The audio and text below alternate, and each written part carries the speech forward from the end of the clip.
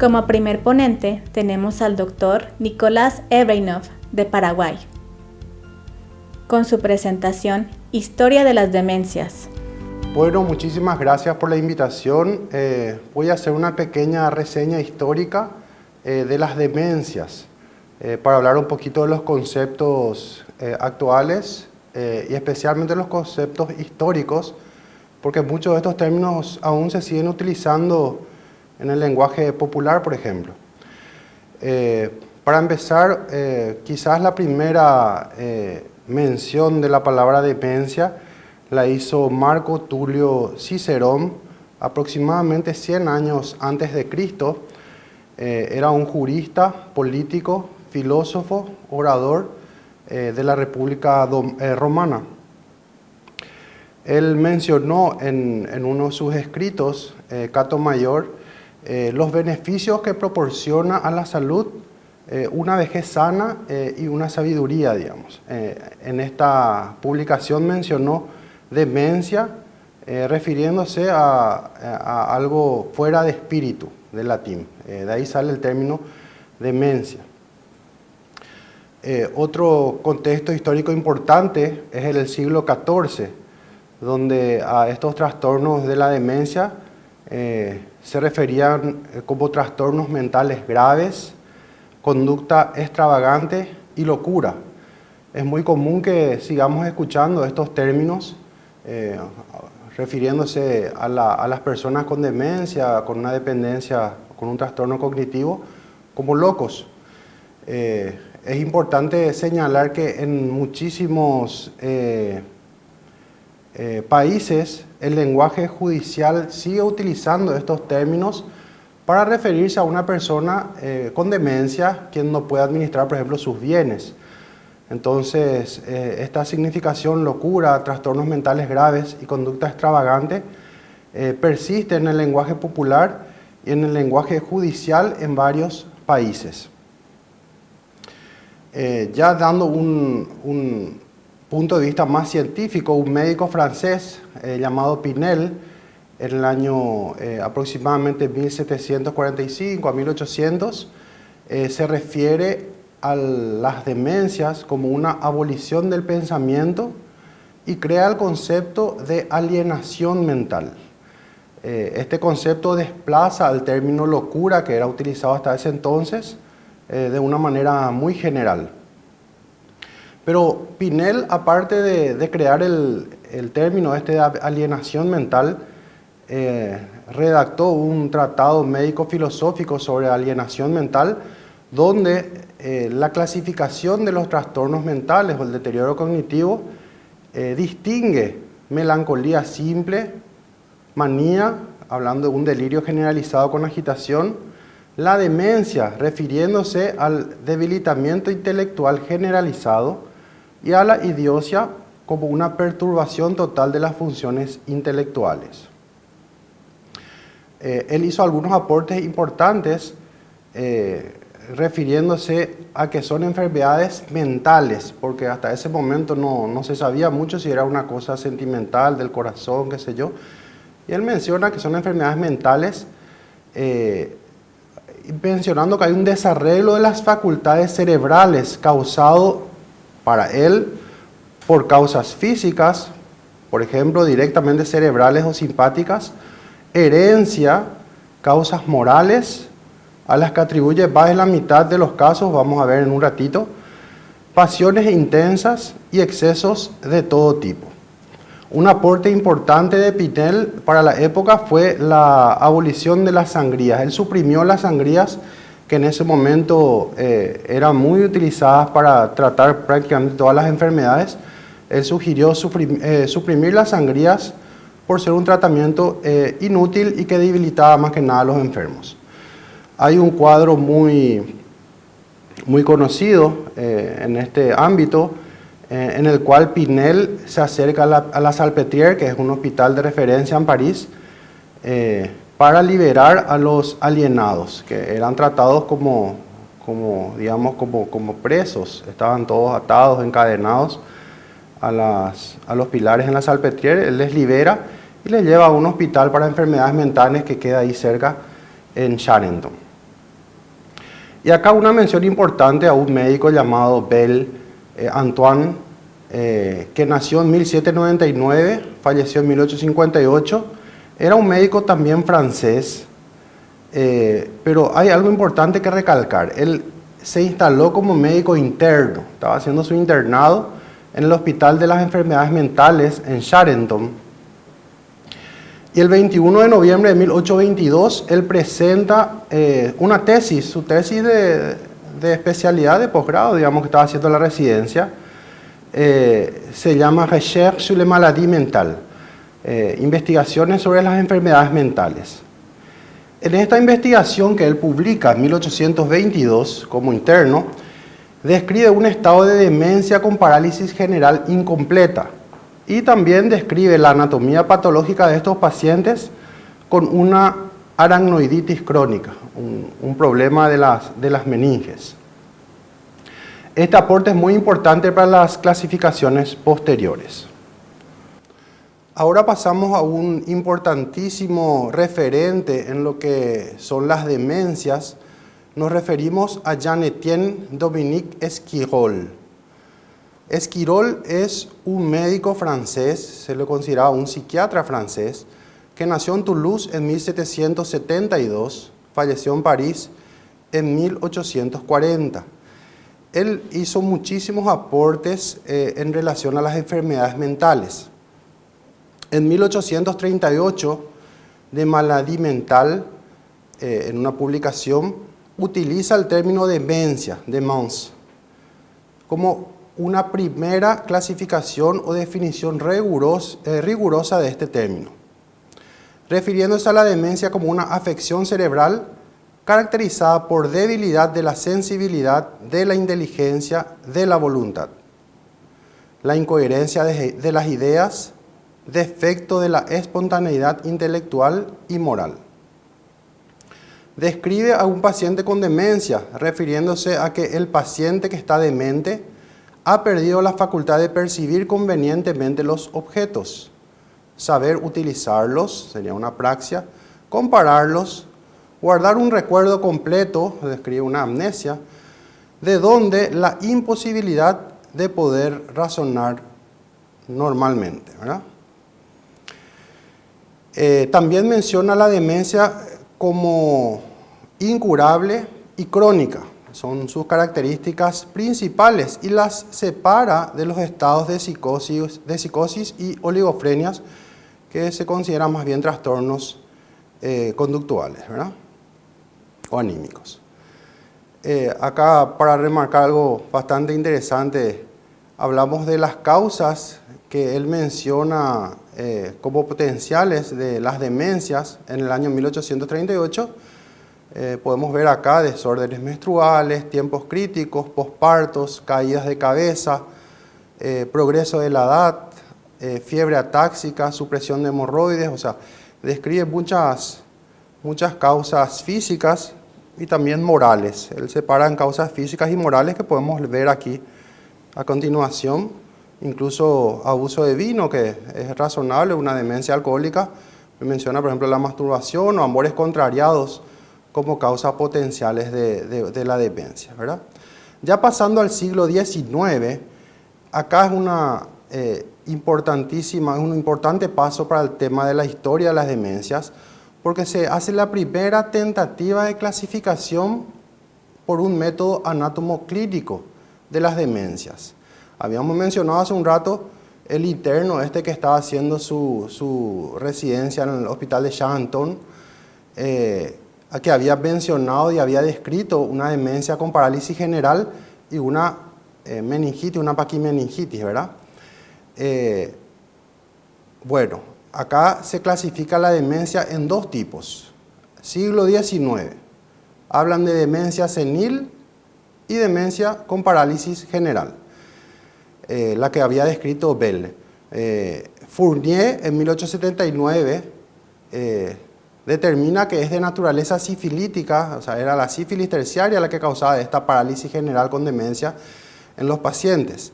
Entonces, en el siglo XIX, la clasificación propone demencia senil, término que hasta ahora podemos escuchar en el lenguaje callejero, y demencia con parálisis general, que era la demencia que se veía en los pacientes con sífilis muy avanzada, ¿verdad? También hay otros términos muy comunes que se escuchan. Por ejemplo, Binsbauer, que fue un médico suizo, en 1894 presentó pacientes que estimó tenían un subtipo arteriosclerosis cerebral, o sea, habló de las demencias causadas por una arteriosclerosis cerebral. Hasta ahora se escucha vulgarmente que la gente tiene arteriosclerosis, por lo menos en mi país, cuando se refiere a una persona con demencia o con deterioro de las funciones superiores, ¿verdad? Introduce el término encefalitis subcortical crónica progresiva. Klippel, también médico francés, en 1897 menciona una pseudoparálisis general arteriopática, refiriéndose probablemente al deterioro cognitivo vascular, ¿verdad? Y Pierre-Marie en 1901 establece lo que se llama estado lacunar por múltiples infartos lacunares como causa de un deterioro cognitivo, ¿verdad?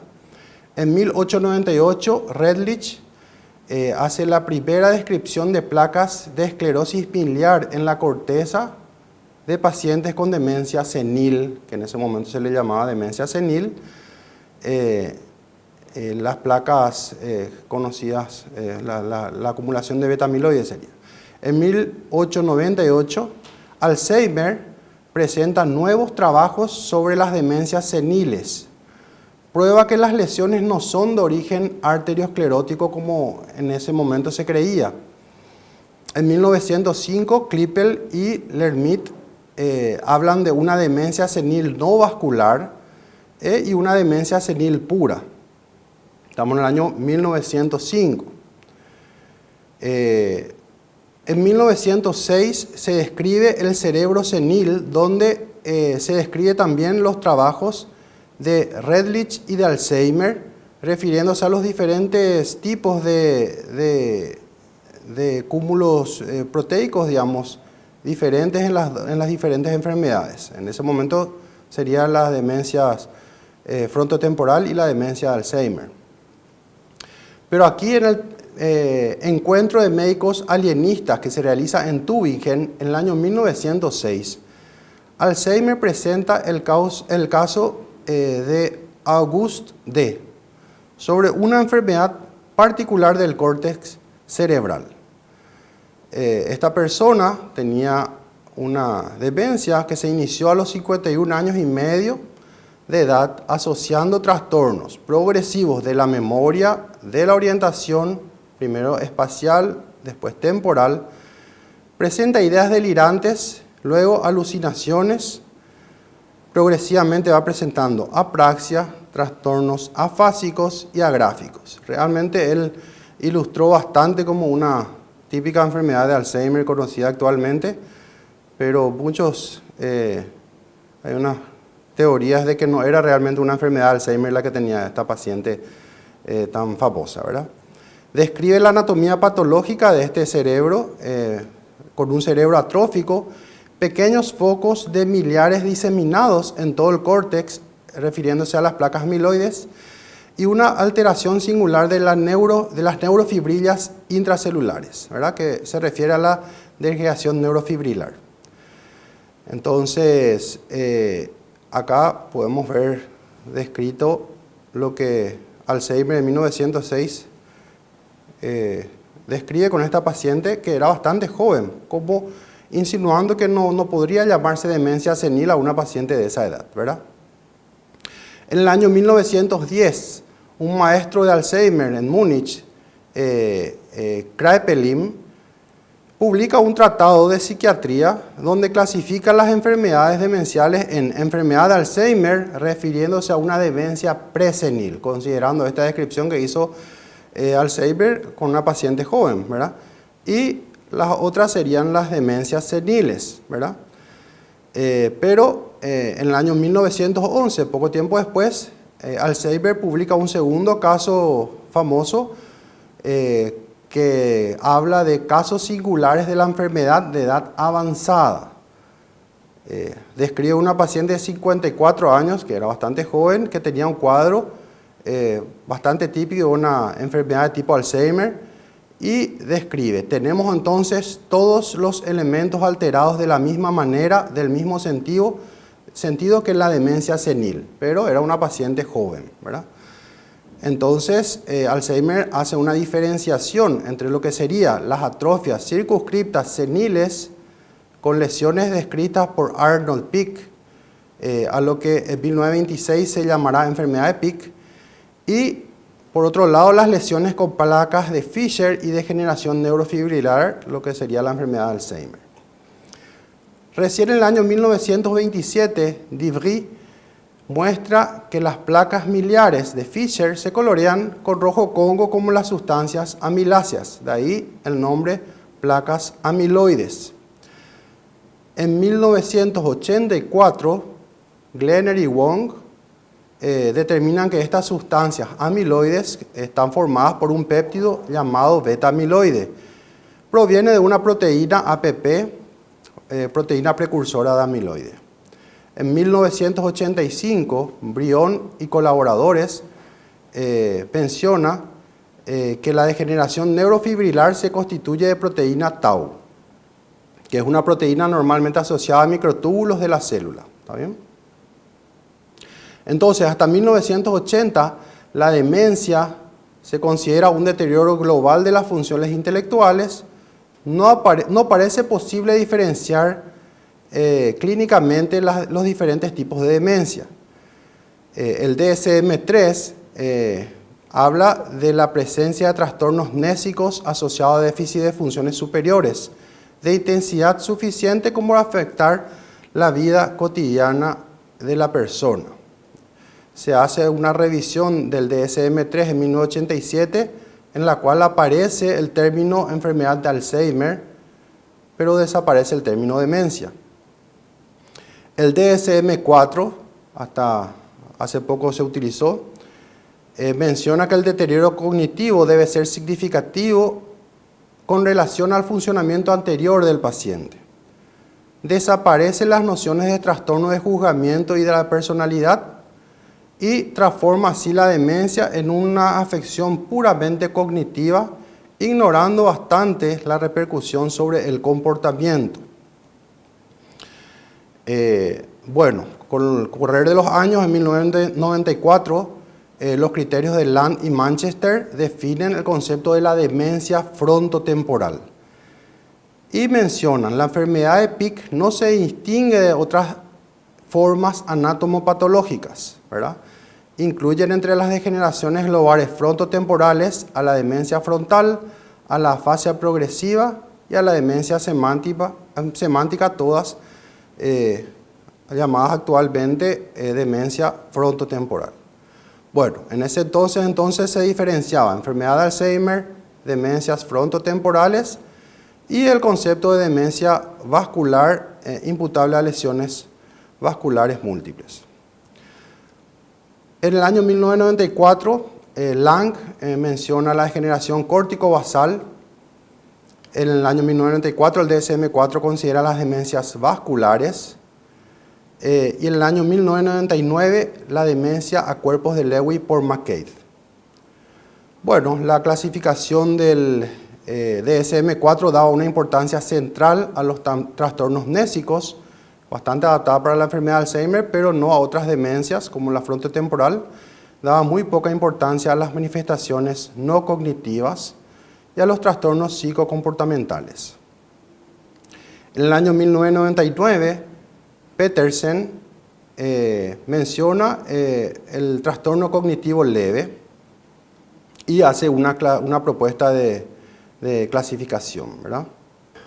Bueno, actualmente el DSM-5, para concluir, ya menciona un deterioro cognitivo leve para referirse a un estado en el cual el paciente necesita más esfuerzo para conseguir hacer sus actividades de la vida cotidiana o ciertas ayudas, pero aún no tiene una dependencia de un tercero, siendo posible que tenga un deterioro cognitivo leve causado por cualquiera de las enfermedades como enfermedad de Alzheimer, demencia frontotemporal, demencia cuerpos de Lewy, antes de tener una dependencia, o sea, antes de tener una demencia. sería un deterioro cognitivo leve. Y por otro lado, el deterioro neurocognitivo mayor, en el cual se puede mencionar el término demencia al referirse a una de las causas, por ejemplo, deterioro neurocognitivo mayor causado probablemente por una enfermedad de Alzheimer o una demencia de Alzheimer o cualquiera de las otras demencias. Es muy importante entonces tener en cuenta que muchos de estos términos son históricos pero siguen siendo utilizados, ¿verdad? Y eso lleva a muchísima confusión, especialmente en los pacientes y sus familiares. En conclusión, las demencias son entidades nosológicas múltiples, tienen estados evolutivos que empiezan con una fase predemencial sin una dependencia aún para los actos de la vida cotidiana.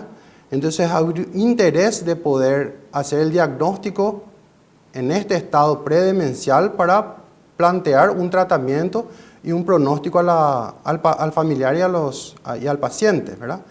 Y hay un interés de mantenerse atentos a las nuevas clasificaciones, métodos diagnósticos y terapéuticos, de forma a hablar todos un mismo idioma, por lo menos entre los especialistas médicos.